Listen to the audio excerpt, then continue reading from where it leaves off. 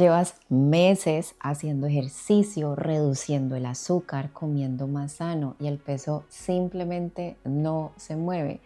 Hoy te voy a explicar una razón hormonal que probablemente nadie te ha mencionado y que puede estar detrás de todo esto. Y sí, como el título del video dice, vamos a hablar de resistencia a la insulina.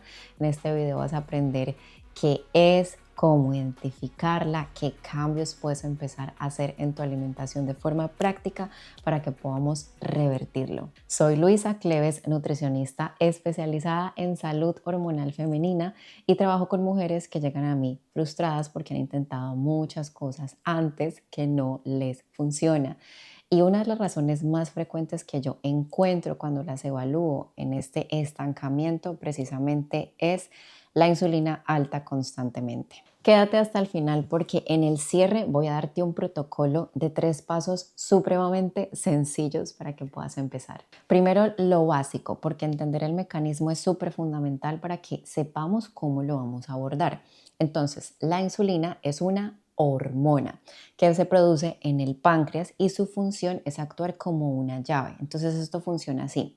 Tú comes principalmente carbohidratos y la glucosa en sangre se eleva. Entonces esta es la señal para que el páncreas produzca la insulina. Y la función de esta llavecita es que cada célula de tu cuerpo abra esa llavecita para que esa glucosa pueda entrar y pueda dar energía para cada célula de tu cuerpo, para todo tu cuerpo, mejor dicho. Hasta ahí todo bien. El problema ocurre cuando las células dejan de responder a esa llave. Imagina que tienes una llave y la cerradura está trabada. La llave existe, pero esa puerta no abre y eso es la resistencia a la insulina.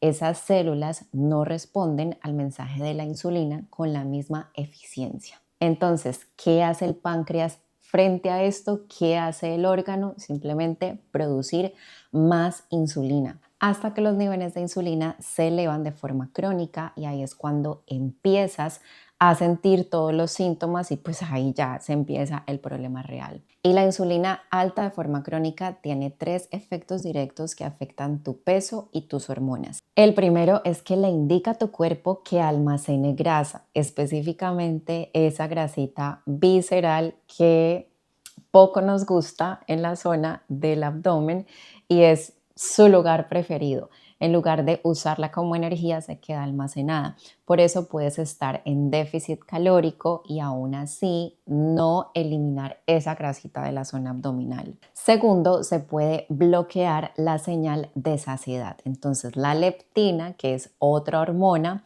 le dice a tu cerebro que ya comiste lo suficiente, pero esa señal no llega bien cuando la insulina está alta de forma crónica. Por eso tienes hambre constante, pueden aparecer también los antojos, sensación de que nunca realmente estás satisfecha. Como tercer punto, esto es especialmente para mujeres que tienen síndrome de ovario poliquístico y es que la insulina alta estimula los ovarios a producir más andrógenos, otras hormonas, es decir, más testosterona.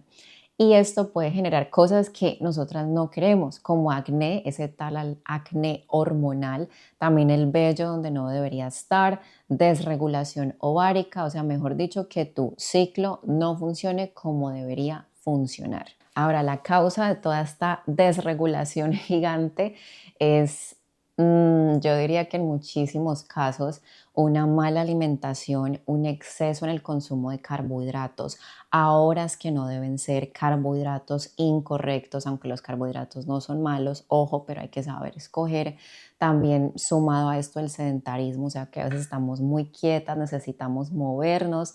También el estrés impacta mucho, la falta de sueño, mejor dicho, son muchas cosas, pero vamos paso a paso y aquí vamos a hablar de la alimentación, como te dije al final del video, para darte esos tips súper prácticos y sencillos que puedas empezar a aplicar. Ahora te voy a hablar de señales puntuales que puedes empezar a identificar en tu cuerpo. Entonces, la primera es no bajar de peso a pesar de que sientas que estás haciendo las cosas bien. Tal vez llevas meses, con buena alimentación, meses haciendo ejercicio y ves que tal vez esa báscula no se mueve, incluso puede que suba un poquito y yo sé que eso genera frustración, pero puede ser precisamente esa misma resistencia a la insulina que está bloqueando esa señal para que esa grasita acumulada sea utilizada como fuente energética y tú veas la pérdida de peso principalmente de porcentaje de grasa. La segunda son antojos intensos de dulce o carbohidratos justo después de comer. Por ejemplo, la necesidad de comerse ese dulcecito después del almuerzo. Sí, a los 30 o 40 minutos quieres algo dulce y esto puede ser porque tu glucosa subió rápido y la insulina respondió de forma exagerada. Tu glucosa entonces bajó de golpe y tu cerebro entra en un modo urgencia y quiere tratar de compensar. Y esa compensación, pues la respuesta a esa compensación es que sientes esa necesidad de comer dulce. La tercera señal puede ser fatiga o somnolencia, también 1 o 2 horas después de las comidas principales, sobre todo después del almuerzo. A veces lo normalizamos mucho como digestión, me estoy haciendo la digestión, pero en realidad es un reflejo de un pico de glucosa seguido de una caída brusca, similar a lo que te contaba antes. Cuando tú estabilizas la insulina, esa fatiga post comida desaparece. Entonces ahí es súper importante qué estás comiendo, cómo estás armando tus comidas. La cuarta es grasita acumulada. Ya te había tocado este tema principalmente en la zona del abdomen, aunque probablemente no almacenes grasita de la misma manera en el resto del cuerpo. La insulina alta tiene preferencia por ese tejido adiposo visceral, o sea, vísceras principalmente en esta zona. La quinta son las manchas oscuras que pueden aparecer en cuello, en axilas o incluso en la ingle. Y esto se llama acantosis nigricans y es una señal dermatológica directa de que algo con la insulina está pasando y de que está elevada de forma crónica. La sexta señal que puedes identificar es hambre constante. Sientes que nunca estás satisfecha, ya te expliqué por qué. La señal de saciedad está bloqueada. Y la séptima es ciclos menstruales irregulares. Si tienes SOP o sospechas que lo tienes, la resistencia a la insulina es uno de los primeros factores que hay que abordar, que hay que descartar porque se debe inmediatamente empezar a manejar con alimentación porque esto está relacionado con la desregulación ovárica. Y no sé si te ha pasado antes que te has hecho exámenes y a pesar de que te hayas hecho exámenes, pues parece que todo está bien, sin embargo, si identificas alguno de estos síntomas que yo te dije. Y aquí viene algo que considero que es súper importante que sepas, que puede ahorrar también mucha frustración, y es que la glucosa en ayunas puede estar completamente normal y aún así haber resistencia a la insulina. ¿Por qué?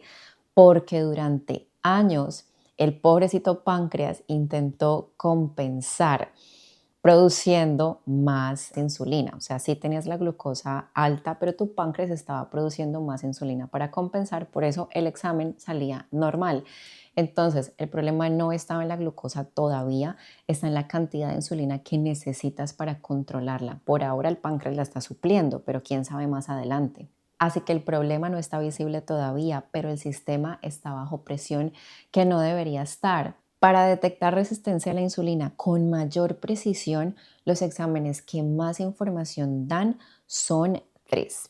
El primero es la insulina en ayunas, idealmente debería estar por debajo de 5 a 8 unidades, súper importante que anotes esto, aunque muchos laboratorios tienen rangos de normalidad que pueden ser muy amplios y no van a reflejar un rango óptimo. El segundo examen es el índice HOMA-IR, que se calcula combinando glucosa e insulina en ayunas y da una medida precisa de la resistencia.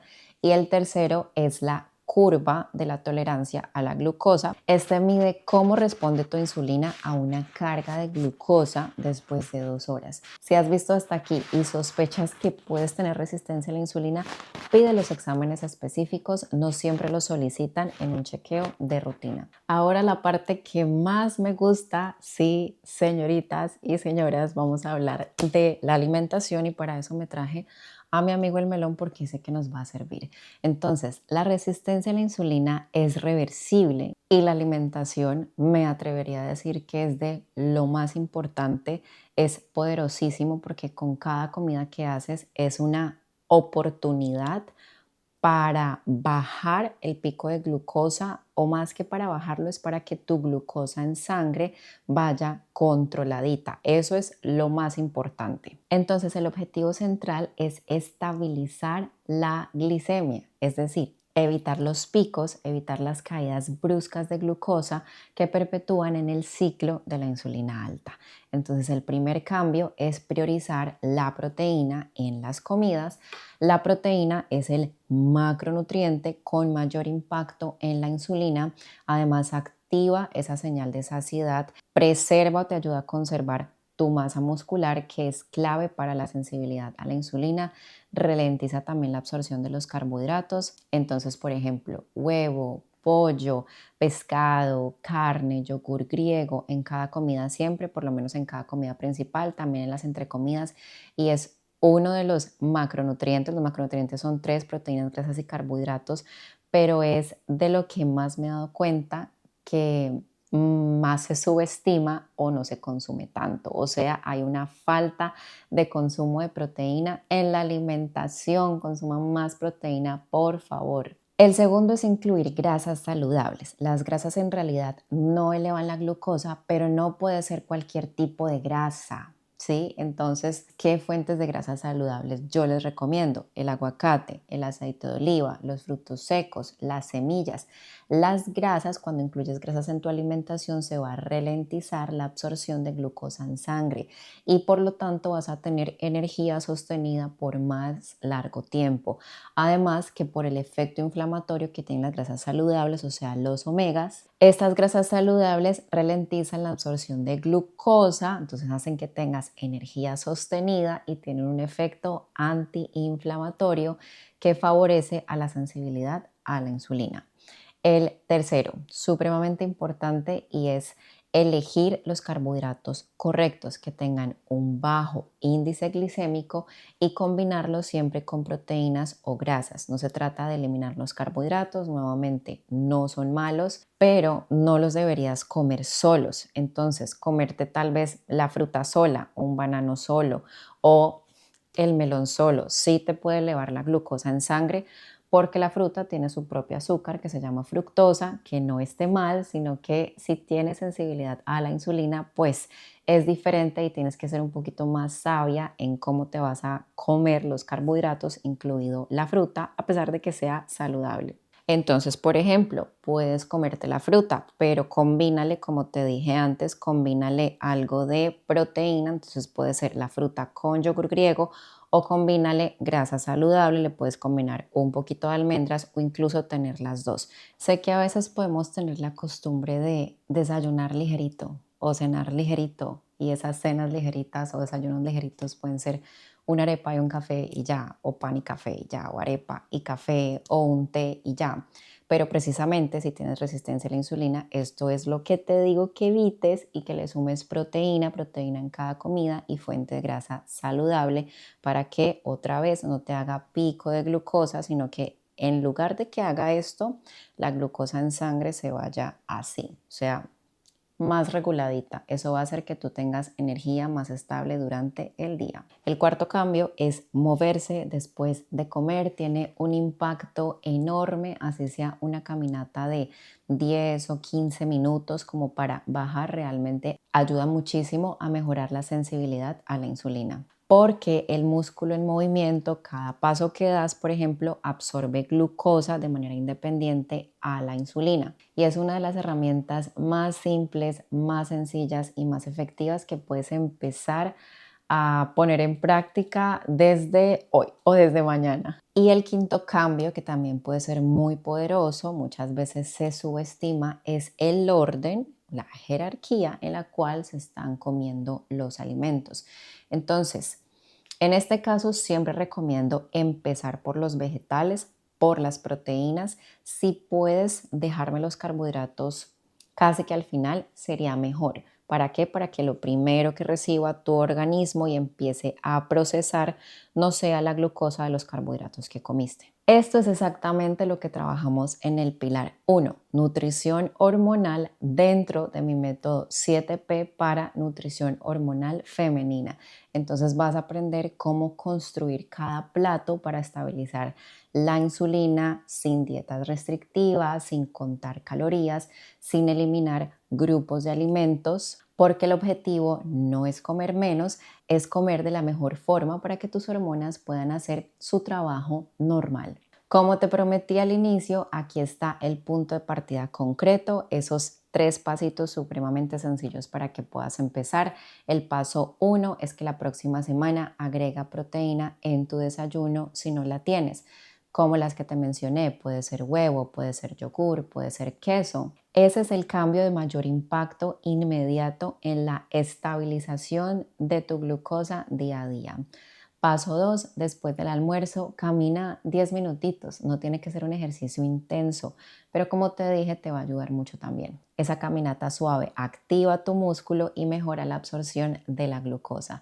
Hazlo durante 7 días seguidos y observa o registra cómo te vas sintiendo y cómo va tu energía en la tarde. Y el paso 3, la próxima vez que tengas antojo de algo dulce después de comer, en lugar de resistirte o comerlo con culpa, primero come algo de proteína, algo de grasita saludable, entonces un puñado de frutos secos, tal vez un huevito, tal vez un poquito de yogur, espera 10 minutos. En muchos casos ese antojo se reduce significativamente porque lo que tu cuerpo pedía era estabilizar esa glucosa, no el dulce como tal. Estos 3 pasos que te dije no son el protocolo completo, pero sí es el primer peldaño y a veces el primer peldaño es lo que hace que todo lo demás sea posible. Si te quedaste hasta aquí es porque este tema resonó contigo, porque estabas buscando respuestas más allá de come menos o haz X dieta y muévete más. Entonces recuerda que la resistencia a la insulina te manda muchas señales.